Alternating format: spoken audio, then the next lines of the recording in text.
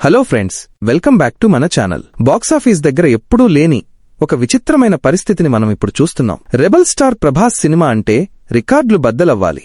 కానీ ది రాజా సాబ్ రికార్డులు బద్దలవ్వడం పక్కన పెడితే డిస్ట్రిబ్యూటర్ల గుండెలు బద్దలవుతున్నాయి. మొదటి రోజు 112 కోట్లు కొట్టి నేను రాజా అనిపించుకున్న సినిమా సరిగ్గా వారం తిరిగేసరికి, అంటే 7వ రోజుకు వచ్చేసరికి కనీసం 6 కోట్లు కూడా రాబట్టలేకపోయిందంటే మీరు నమ్ముతారా? బడ్జెట్ ఏమో 400 కోట్లు. మరి ఇప్పటి వరకు వచ్చింది ఎంత? కేవలం 31% రికవరీ మాత్రమే అయ్యింది. అసలు ఇంత దారుణమైన డ్రాప్ ఎందుకు వచ్చింది? చిరంజీవి గారి సినిమా ఎఫెక్ట్ ఎంత ఉంది? డిస్ట్రిబ్యూటర్లకు రాబోయే నష్టాలు 70 కోట్లు పైమాటేనా? ఈ రోజు వీడియోలో ఏ సోషల్ మీడియా హైప్ లేకుండా పక్కా లెక్కలతో రాజాసాబ్ 7 రోజుల రియల్ రిపోర్ట్ని మీ ముందు ఉంచుతున్నా. వీడియో చివరిదాకా చూడండి. ఈ నంబర్స్ చూస్తే మీ మైండ్ బ్లాక్ అవ్వడం ఖాయం.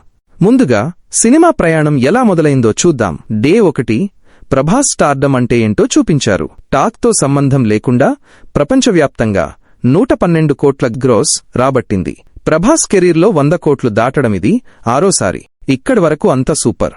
సాధారణంగా పెద్ద సినిమాలకు సెకండ్ డే డ్రాప్ ఉంటుంది, కానీ మరీ 51.6% డ్రాప్ ఉండకూడదు. డే 1 నాడు 53 కోట్లు ఇండియా నెట్ వస్తే, డే 2కి అది సగానికి పడిపోయి 26 కోట్లకు వచ్చేసింది.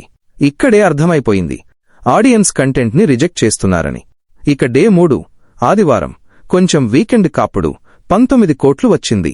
మొత్తం వీకెండ్ అయ్యేసరికి 108 కోట్లు నెట్ మాత్రమే వచ్చింది.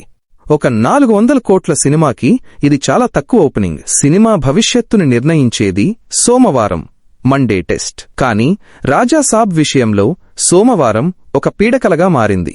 డే 4 మండే సినిమా కలెక్షన్స్ ఏకంగా 65% క్రాష్ అయ్యాయి. కేవలం 6.6 కోట్లు ఇండియా నెట్ మాత్రమే వచ్చింది. ప్రభాస్ సినిమాకి ఇలాంటి నంబర్ చూడాల్సి వస్తుందని ఎవరూ ఊహించలేదు. డే 5 మంగళవారం మరియు డే 6 బుధవారం సంక్రాంతి సెలవులు ఉన్నా కూడా సినిమా పుంజుకోలేదు. డే 5 నాడు 4.8 కోట్లు హిస్టారిక్ లో. డే 6 నాడు 5.35 కోట్లు. ఆక్యుపెన్సీ చూస్తే షాక్ అవుతారు. డే 1 నాడు 57% ఉన్న తెలుగు ఆక్యుపెన్సీ డే 6కొచ్చేసరికి 9.7%కి పడిపోయింది. అంటే థియేటర్లో 100 సీట్లు ఉంటే అందులో 90 సీట్లు ఖాళీగా ఉన్నాయి. యూత్ స్టూడెంట్స్ ఈ సినిమా వైపు చూడటమే మానేశారు. ఇప్పుడు అసలు ఫైనల్ లెక్కలు టోటల్ 7 డేస్ చూద్దాం. ఇండియా నెట్ 130.40 కోట్ల రూపాయలు. ఇండియా గ్రాస్ 155.80 కోట్లు. ఓవర్సీస్ గ్రాస్ 36.70 కోట్లు. Total worldwide gross Indian rupee 192.50 కోట్లు. ఇప్పుడు అసలు సమస్య గురించి మాట్లాడదాం. ఈ సినిమా బడ్జెట్ 400 నుండి 460 కోట్లు అని రిపోర్ట్స్ ఉన్నాయి. కానీ ఇప్పటి వరకు వచ్చింది రికవరీ కేవలం 31% మాత్రమే. ఇంకా 70% బడ్జెట్ వెనక్కి రావాల్సి ఉంది. కానీ థియేటర్లలో సీట్లు నిండటం లేదు. దీన్ని బట్టి చూస్తే నిర్మాతలకు భారీ నష్టాలు తప్పవు. ఇక మన తెలుగు రాష్ట్రాల ఏపీటీజీ పరిస్థితి ఏంటి?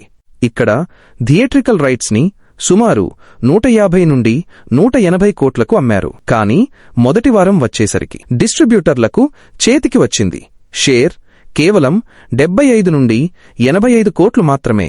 ఇక్కడే ఆల్మోస్ట్ 70 కోట్ల లోటు డెఫిసిట్ కనిపిస్తోంది. రాబోయే రోజుల్లో పెద్దగా కలెక్షన్స్ వచ్చే ఛాన్స్ లేదు. కాబట్టి బయ్యర్లకు ఇది కోలుకోలేని దెబ్బ అనే చెప్పాలి.